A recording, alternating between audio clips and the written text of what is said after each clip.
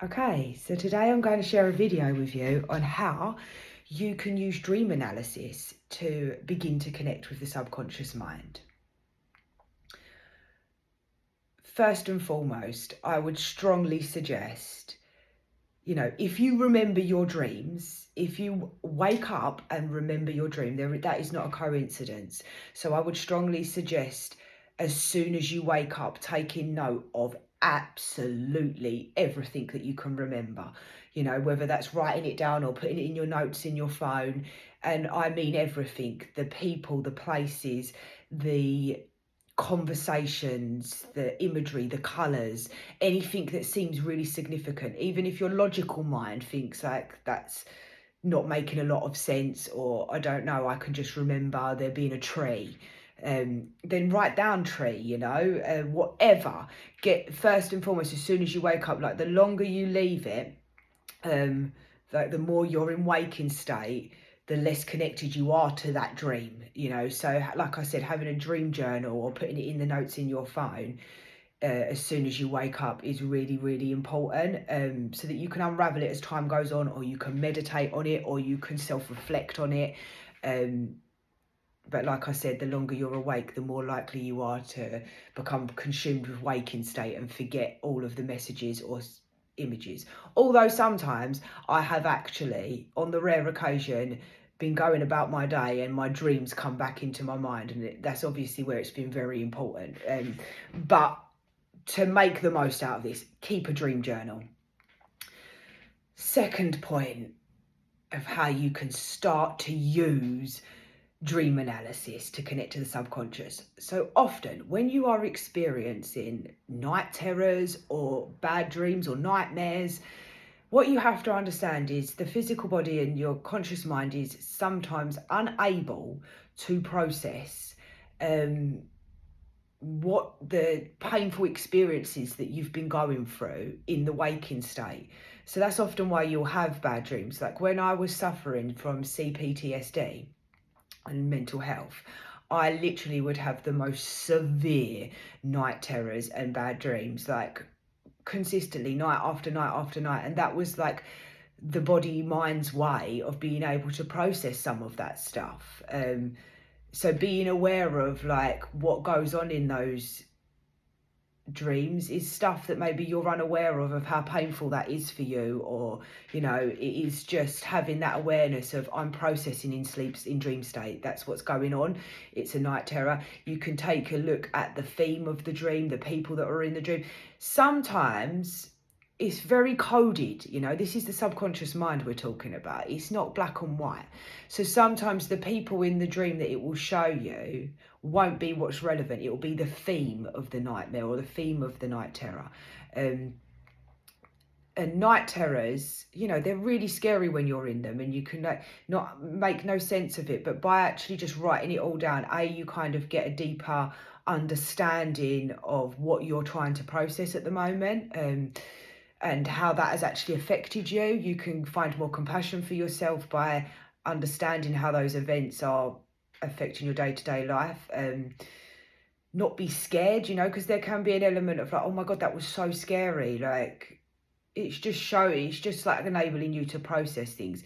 Now, once I kind of worked through CPTSD and my mental health, I no longer really have nightmares or night terrors, unless I'm having a psychic attack, unless someone's sending me a psychic attack, because they're so out of the blue. Like I literally, back then, I went for a stage where I was literally having these night terrors all the time, and they were really, really awful. And I mean, a night terror is where you're actually half awake too, like this very, very strange feeling, because you're half awake, half asleep, but you can't kind of get out of it. But once I kind of worked through that, and I had them on the on the rare occasion that I'd have this night terror, or like I said, I'd know that it was a psychic attack, or when I was processing CPTSD and I'd have this night terror, and the things it was showing me, like I said, it made me really realise, wow, like that's actually what I was going through, like, because again, at this point, I'd not really connected with the subconscious mind. and I hadn't really understand the depth of what I had been going through. I kind of was numbing myself to the pain back then, like completely numb to what I was going through, and just operating as if like I'm okay. I had severe anxiety, you know what I mean, and CPTSD, so clearly I weren't okay, but I wasn't actually giving myself the love, need and time to deal with it. I was trying to operate as if there was nothing wrong with me, or I wasn't going through something. So seeing and experiencing that can like get you to understand it. So that's the first thing about dreams, and to be noted. The second bit is that our dream state, when we remember a dream, they are full of guidance and messages, full of guidance and messages of things, again, that you are not aware of in the waking state. So it might be like something that you're struggling with, like, so for example, yeah, like when I was there's a couple, oh, honestly I do dream analysis all the time. So when I was maybe going, like, struggling to move forward with a certain area of my life, there was a lot of restriction in the dreams. There was a lot of water, which was emotions. Water symbolizes emotions, you know. There was a lot of dreams that were about me being on a boat, getting on the wrong boat and not being in the right place, and so scared, and then like not wanting to go, like not getting back off the boat, like jumping off the boat at the last minute and going on a plane, and then being like, why am I going here? I don't even want to go this way. Like there was a lot of indecision in my dreams and a lot of fear of going to this destination like I'd want to go. So that was, this is very brief, you know, like what you have to understand, it's you have to spend time with your dream analysis. But I looked at each individual point. I looked at the boat that was in there and the plane, like the transport. I looked at the people that were in the dream. I looked at how I felt in the dream, how I physically felt, the conversations I had, the words that were going on. And, you know, there's been other dreams that might have had a well in it, or like everything that I remember, I kind of take note of and reflect on, do some research on. You know, Google's quite good for dream analysis. You can put in, what does this mean in a dream? But they will come up with millions and millions of explanations. So again, it's going with what one resonates with you and being open to what that dream is. And you're just connecting with the subconscious mind at this point. You know, you're just literally becoming aware of, oh my God, that is actually a problem for me moving forward. Like I didn't realize, like I was so scared to move forward, like and it brings it into your awareness, and then you can work on that, you know. And the other type of dream that I have is prophetic dreams, that are full of guidance, of things to come. Like, so for example, like I have watched a scenario play out between people and I, and then a few weeks or a few months or a few days later, something very similar has happened like that. Now, in the dream, again, it is not always exact, but say, for example, like I have seen an argument take place or some conflict going on, and it never really made sense. Like me and this person were getting on fine, and they were showing me like things that were happening in certain conversations, and there was other people in the dream. They were showing me spiders, and there was all these different things that were going on in this scenario. Then a few days later, I ended up having conflict with that person, and it was about the third person that was in that dream. Like it showed me that, you know, it showed me like that was to come. So it was almost like a little bit of a preparation to be like, because the subconscious mind doesn't only hold your suppressed emotions, it also holds like your gifts and your abilities, and, you know, being able to foresee things that are to come. It's offering you that. So that has happened to me on so many occasions. I've dreamt about something and then it's happened a couple of days later. So taking note of that dream I was able to be prepared for that. Have a look at, like in the dream, I looked at how I was behaving in that conflict, what it was showing me, and kind of working through that. The other way you can work on it is I've also had, and you know, like I'm not saying this is a special gift to me, because everyone has their own abilities and access to these abilities. It's just working with it more and more.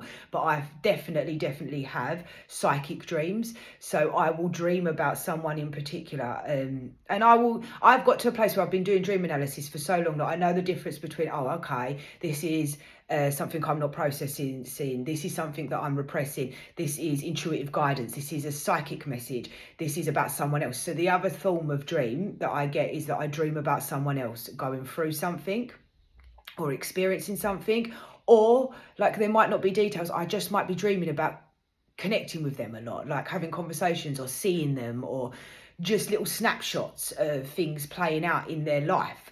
And I can guarantee you how many times I have when these people are close to me, I've messaged them and been like, I've been dreaming about you, is everything okay? And they're not okay. Or sometimes if I get specific details of the dream, I'll be like, I dreamt about you and this was happening, and that ends up playing out in their life shortly after.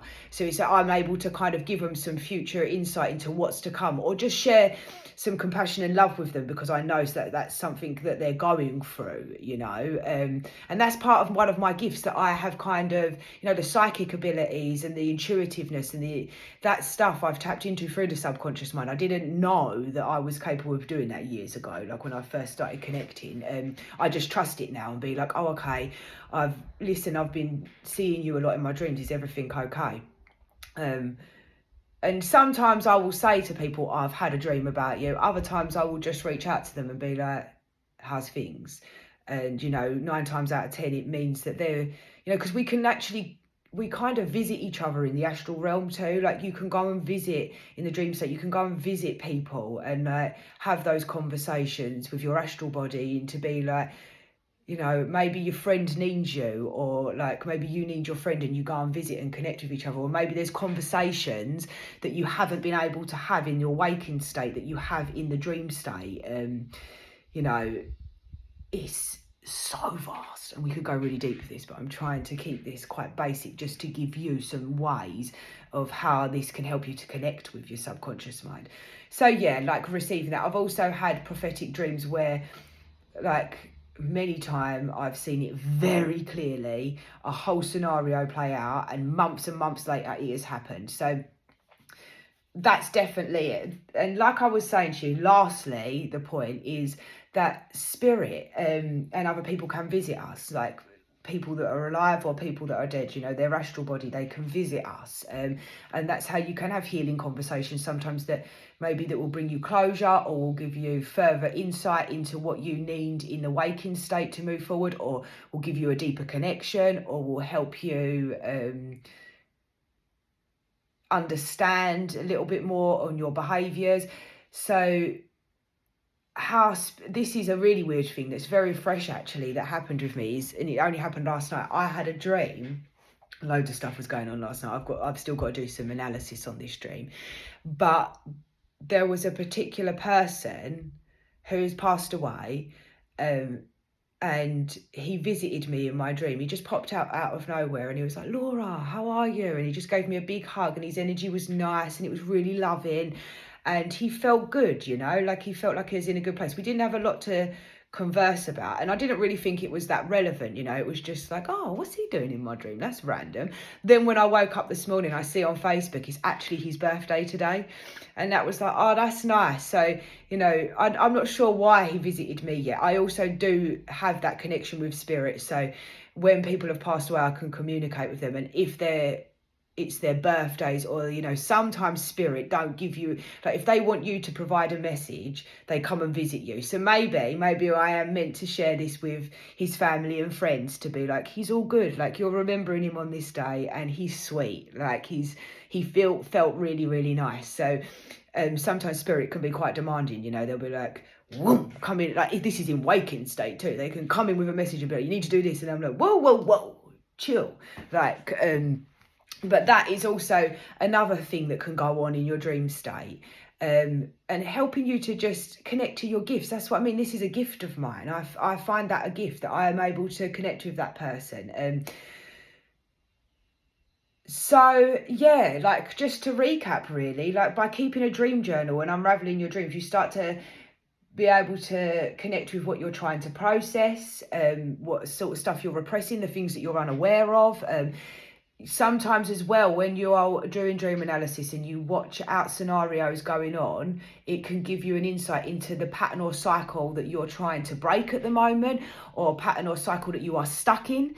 So the interactions that go in, if you've got emergency vehicles in the dream, it could be that there's an emergency coming up, or like, you know, water, emotions, like there's so many different things. If you dream about someone else, it could be that they're thinking about you a lot, or you've been thinking about them. There is so much work that can be done through dreams, but just like I say, just to begin with, and especially when you've not done like shadow work or connected with your subconscious mind before, this is quite a light-hearted way to build that bridge, to be like, oh, this was going on, it meant something, what did it mean? And sitting with that and reflecting it, like, oh, this is because I'm processing this that I was unable to process. Oh, this is showing me a pattern or cycle that I'm stuck with.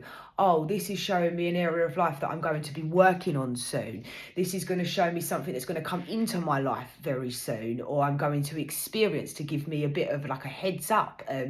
This is something, a message that I need to receive to maybe help other people, or that's going to help myself with connection. Like, there's lots and lots of things you can do with that. So I hope that's been helpful for you. And if you would like to hear more tips and guidance on the subconscious mind and all sorts of stuff, please subscribe to my YouTube channel. And I look forward to connecting with you all more.